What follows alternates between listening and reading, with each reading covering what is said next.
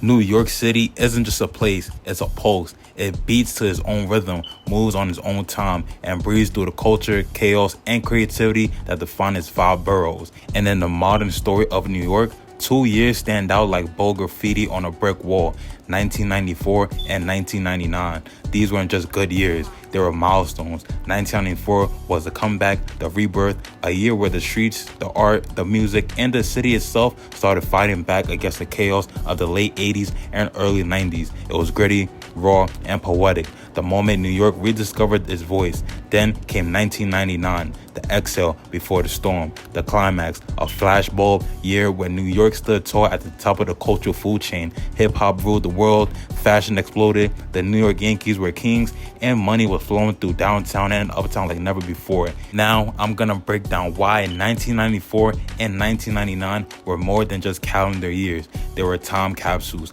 moments that captured the energy, attitude, and evolution of the greatest city in the world. By 1994, New York was a city bruised but breathing. The crack era had left scars across all five boroughs, abandoned buildings, broken families, and a sense of paranoia that ran deep in the streets. The murder rate was still high, the subways were grimy, the towers of Wall Street stood tall, but just a few stops away, whole blocks in the Bronx looked like they were bombed out. And yet, in the middle of the darkness, something clicked.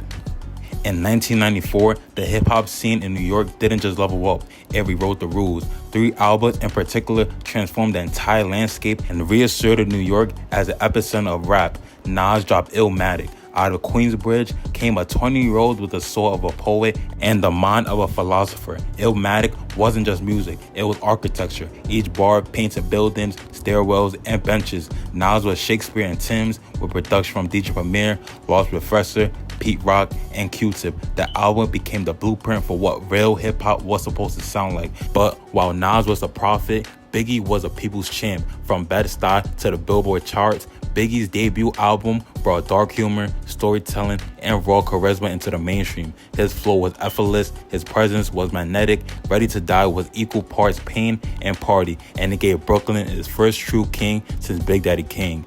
Now, after detonating the game with Enter the Wu-Tang 36 Chambers in late 93, 1994 was the year Method Man dropped to Cal, officially launching RZA's 5-year domination plan. Wu's influence spilled from Shaolin to every corner of the city. It wasn't just about bars anymore, it was about movements. Kids in Staten Island, Harlem, and the Bronx were forming their own clans. This wasn't just music, it was a cultural takeover. Lyricism was prioritized, street narratives became art. Suddenly, The Source magazine and every teenager was quoting Nas or Biggie like scripture.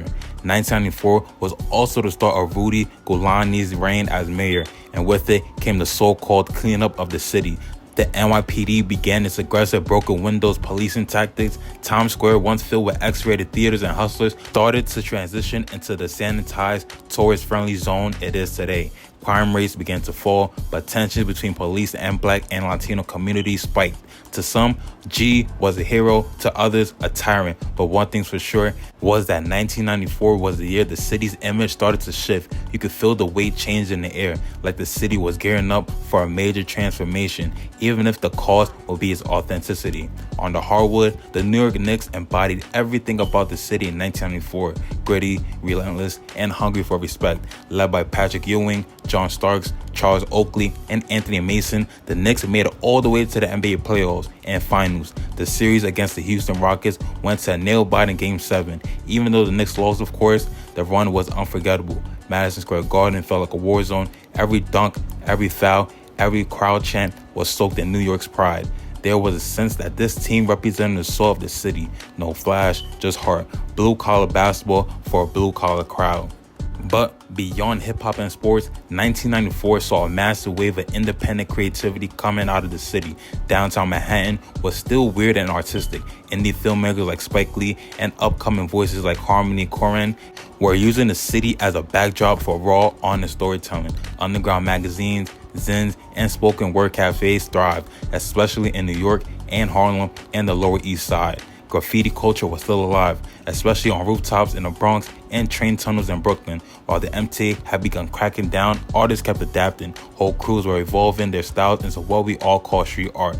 New York didn't need permission, it created constantly. What made 1994 special though wasn't just what was happening on TV or in record stores, it was the streets. Mixtapes were being sold hand to hand out the trunks, bootleggers had exclusive freestyles and unreleased verses before the labels did. Block parties were still active in Queens and Uptown Manhattan. Kids were breakdancing again, DJs battling in parks and rec centers. Corner stores had boom boxes blasting Funk Flex's Hot 97 show, and you hear One Love playing next to Juicy while somebody argued about who was better, Nas or Biggie. There was a raw electricity in the air. 1994 was more than a turning point. It was a reawakening of New York's creative soul. If 1994 was the spark that reignited New York's soul, then 1999 was a fire at full blaze. It was the final victory lap before a new millennium. The streets had changed. The buildings looked newer, the music sounded richer, the money was flowing. New York wasn't just influential, it was dominant. This was the year the city stood tall, draped in platinum, diamonds, mink coats, and Yankee fitteds, fully aware that it ran the game. But beneath all the luxury and bravado, the clock was ticking. 1999 was a climax, and like all climaxes, it came before a shift. By 1999, New York rappers weren't just respected, they were executives, multi-platinum, global icons. Jay-Z had dropped Volume 3, Life and Times of F. Carter in December of that year, an album that blended street tales with stadium-level productions. Tracks like Big Pimpin' showed Jay's evolution from Marcy Projects hustler to globe-trotting mogul. He was no longer just a Brooklyn son, he was a rap CEO. DMX was at the peak of his own powers. After dropping 2 #1 albums in 1998, It's Dark and Hell is Hot and Flesh of My Flesh, Blood of My Blood, 1999 was the year his Ruff Ryders imprint took over the streets. The Ruff Ryders Ride or Die Volume 1 compilation hit like a bomb, with Eve, Dragon, The Locks, and Swiss Beats crafting a sound that was aggressive, mechanical, and perfectly New York.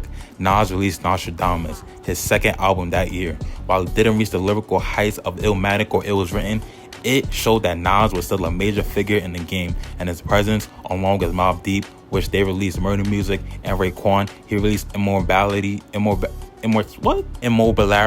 he helped carry the lyrical torch. Mobb Deep released Murder Music. It was dark, sinister, and pure Queensbridge. Quiet Storm became a street anthem. Havoc's production was unmatched. They brought back the paranoia of New York winters, hallway whispers, police sirens, and survival instincts. This was a fully formed rap economy, street credibility, business savvy, and mainstream success. New York was the headquarters of hip-hop. By the end of 99, 3 New York-based rap labels had built empires: Roc-A-Fella, Ruff Ryders, Murder Inc. Altogether, these labels represented the new face of New York: entrepreneurial, aggressive, stylish, and fearless.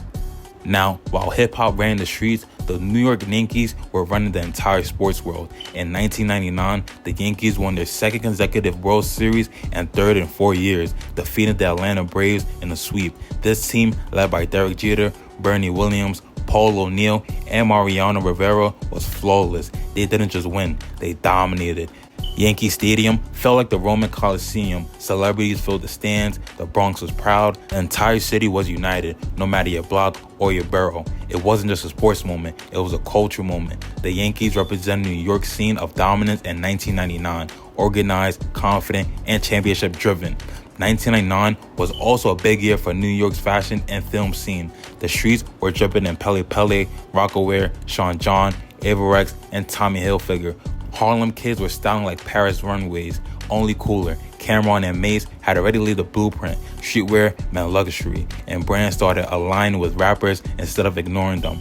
Hip-hop wasn't adjacent to fashion anymore. It was fashion. Now in cinema and TV, shows like Sex and the City showcase Manhattan's elite culture, while Law and Order continued to give a darker, procedural look at the city's underbelly. Indie films like Summer of Sam by Spike Lee and documentaries like Star Wars had people thinking about the city's past while the present looked shinier than ever. MTV's TRL were broadcast from Times Square made NYC youth culture global. Teenagers in Iowa were watching what kids in Queens were wearing and listening to. The city wasn't just influencing, it was exporting culture at a high volume.